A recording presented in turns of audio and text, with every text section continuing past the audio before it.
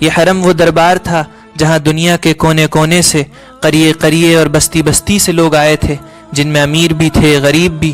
بس ان کے داخلے کی شرط اور انٹری پاس یہی تھا کہ اپنے پیدا کرنے والے کو پہچان کراؤ، اس کے بنائے ہوئے نظام کی بالادستی کا اقرار کرتے ہوئے آؤ۔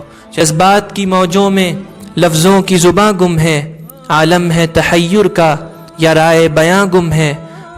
ایسا لگتا ہے کہ مفتی صاحب نے ان اشعار کو خون جگر سے سینچا ہے اور اس میں رنگ بھر دیا ہے۔ طواف۔ بسم اللہ الرحمن الرحیم۔ حجاز مقدس کے 2 ہفتے، روداد سفر بقلم احسن ریحان، قسط نمبر 6۔ کچھ ہی دیر میں تیز رفتار گاڑی بہترین منظم اور مضبوط سڑکوں کا 25 کلومیٹر پر مشتمل سفر طے کر چکی تھی، اور ہم لوگ عظمت و حرمت والی نگری کے گلی کوچوں میں تھے۔ ہوٹل پر پہنچے تو کافی دیر ہو چکی تھی، لیکن آسمان سے باران رحمت کا تسلسل برقرار تھا۔ عصر تک ہوٹل ہی پہ انتظار کیا، لیکن پھر مسجد الحرام کے لیے نکل گئے۔ آج پھر مطاف کی جولانیوں میں کچھ لمحے گزرے، وہاں تو گھنٹے بھی لمحوں کی رفتار سے گزرتے ہیں۔ طبعی ضرورتیں اور نفسانی ترجیحات اگر خارج نہ ہوں تو اس حرم ہی میں بقیہ زندگی گزار دینا ذرا مشکل نہیں۔ تقدیر ازدی نے ایک بار پھر ان لوگوں کی بھیڑ کا حصہ بنا دیا تھا جو کہ تقرب خداوندی اور مشیت الہی کے گداگر تھے۔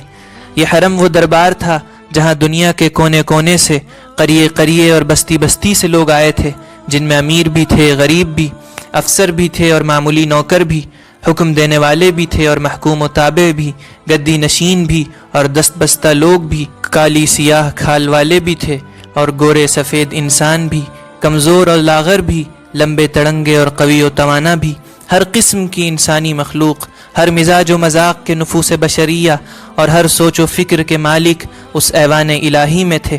ہر ایک لا فخر لعربی علی العجمی کا نمونہ بنے 2 سفید چادروں میں، بغیر بالوں کے، بغیر تیل سنگھار اور خوشبو کے، ادنا اور گدایانہ کیفیت میں حاضر تھا۔ بس ان کے داخلے کی شرط اور انٹری پاس یہی تھا کہ اپنے پیدا کرنے والے کو پہچان کراؤ، اس کے بنائے ہوئے نظام کی بالادستی کا اقرار کرتے ہوئے آؤ۔ چنانچہ سینکڑوں لوگ وہاں کی بھیڑ کا حصہ تھے۔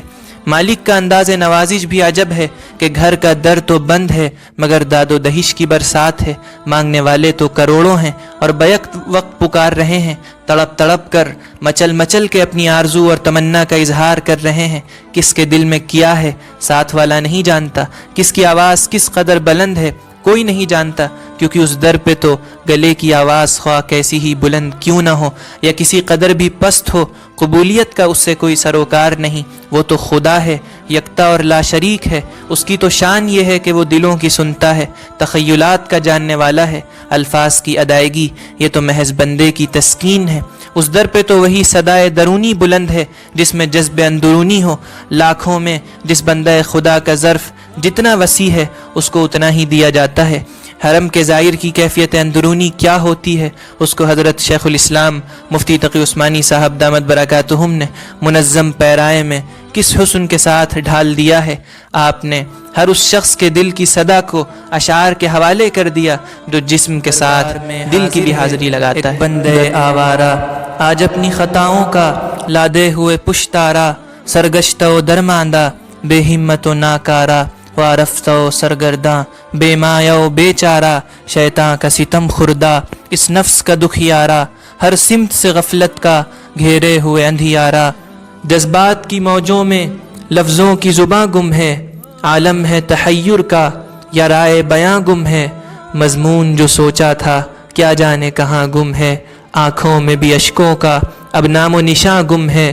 سینے میں سلگتا ہے رہ رہ کے ایک انگارہ، آیا ہوں تیرے در پر خاموش نوا لے کر، نیکی سے تہی دامن انبار خطا لے کر، لیکن تیری چوکھٹ سے امید سخا لے کر، اعمال کی ظلمت میں توبہ کی ضیا لے کر۔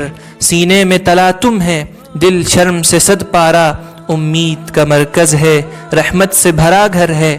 اس گھر کا ہر ایک ذرہ رشک مہ و اختر ہے، محروم نہیں کوئی جس در سے یہ وہ در ہے جو اس کا بھکاری ہے، قسمت کا سکندر ہے۔ یہ نور کا قلزم ہے، یہ امن کا فوارہ، یہ کعبہ کرشمہ ہے، یا رب تیری قدرت کا ہر لمحہ یہاں جاری۔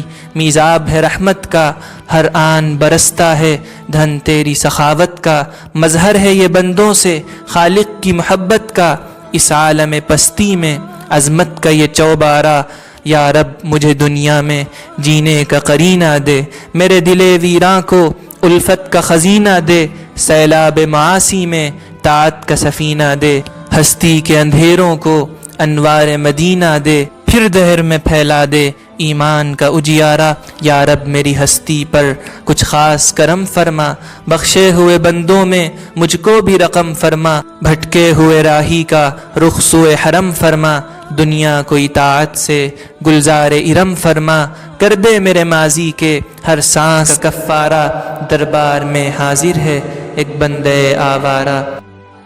ایسا لگتا ہے کہ مفتی صاحب نے ان اشعار کو خون جگر سے سینچا ہے اور اس میں رنگ بھر دیا ہے۔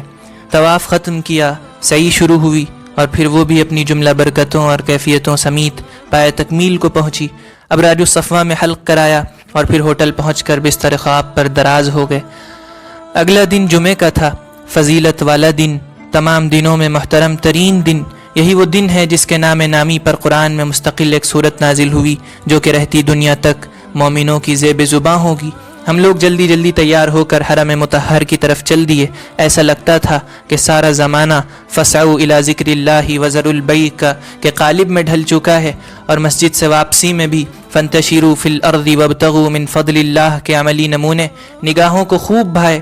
اور یہاں یہ مثالیں کیوں نہ ملتی؟ خدا تعالیٰ نے ساری دنیا چھوڑ کر پہلی وحی کی جولان گاہ اسی شہر کو تو چنا۔ کچھ تو ہوگا یہاں کی مٹی میں، کوئی مادہ یہاں کی فضا میں ضرور ایسا ہوگا جس کے طفیل اقرأ بسم ربک الذی خلق کا جائے نزول قرار پایا۔ دنیا کے گوشے گوشے میں ترقی کے شاہکار ممالک کیا اس وقت نہیں تھے؟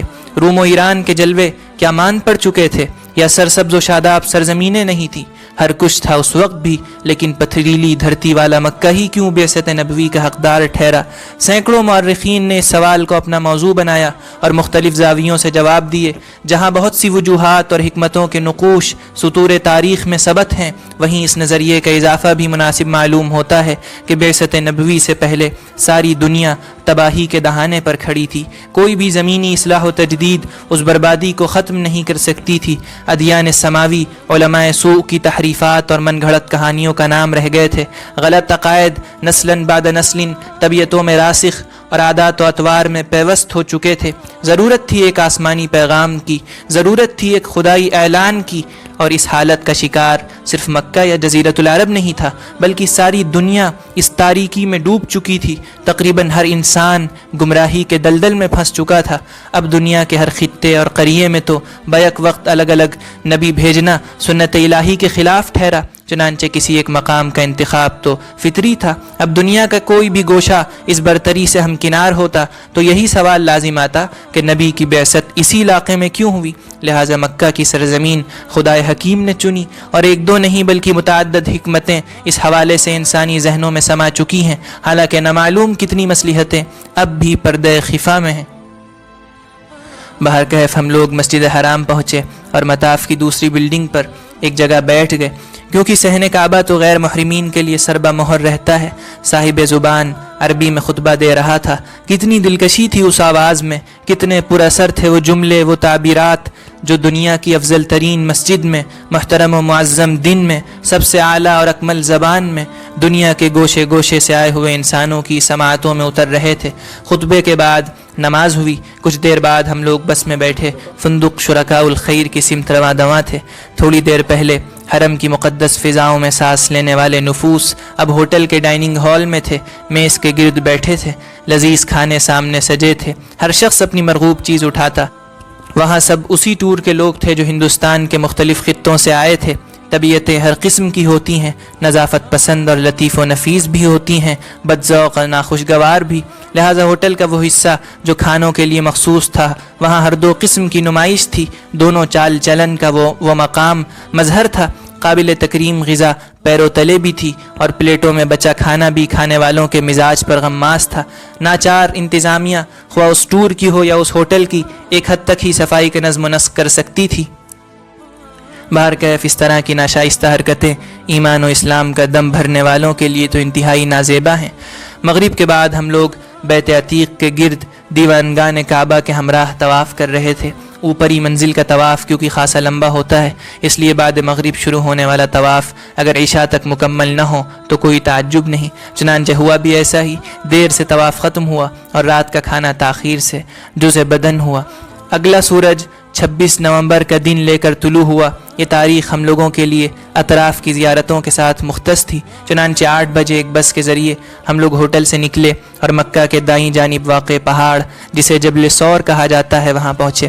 اس میں ایک غار ہے جہاں محمد عربی صلی اللہ علیہ وسلم نے اہل مکہ کے مظالم سے عاجز ہو کر خدا کے حکم سے 3 دن قیام فرمایا تھا اور ہمراہی کا شرف ابو بکر صدیق رضی اللہ عنہ کو حاصل ہوا تھا۔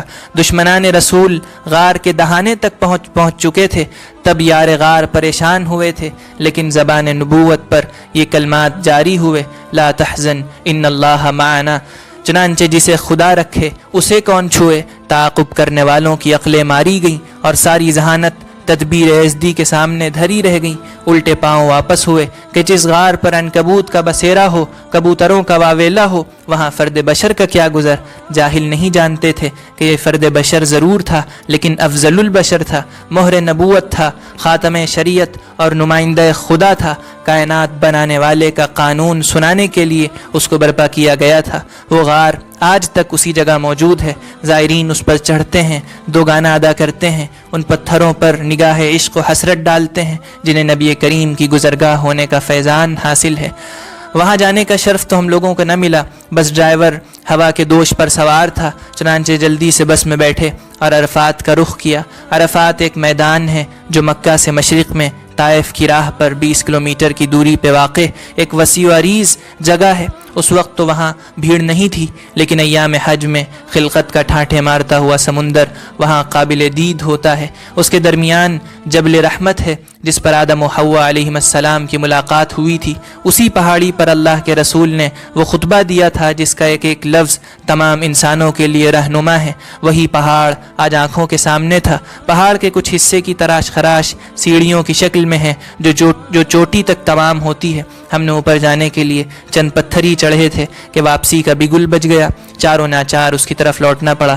سخت دھوپ کے باوجود بہت سے زائرین وہاں موجود تھے، اور بھی کئی مقامات ایسے تھے جن کے قریب سے بس گزار دی جاتی اور سرسری طور پر نگاہیں ان جگہوں پر پڑ جاتی۔ جس سرزمین کا ذرہ ذرہ زیارت گاہ ہو، بھلا وہاں یہ طائرانہ گزر کیا کافی ہوگا۔ لیکن بہرحال وقت محدود ہوتا ہے اور مقدس مقامات پر اڑتی نظریں شدت دیدار کو جلا بخشتی ہیں۔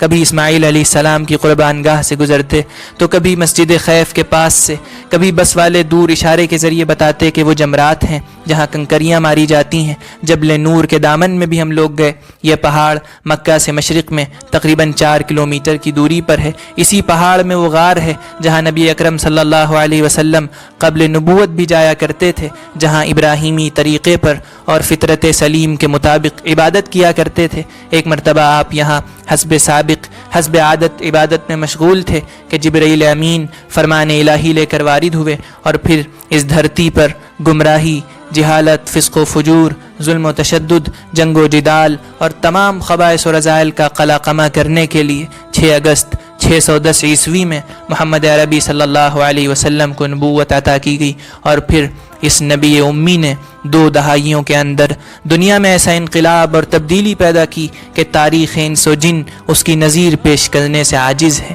ان زیارتوں سے جب واپس ہوئے تو ظہر کا وقت قریب تھا، چنانچہ رو بحرم ہوئے، نماز کے بعد مسجد عائشہ کا رخ کیا اور بفضلہ تعالی ایک اور عمرہ ادا ہوا۔ جاری۔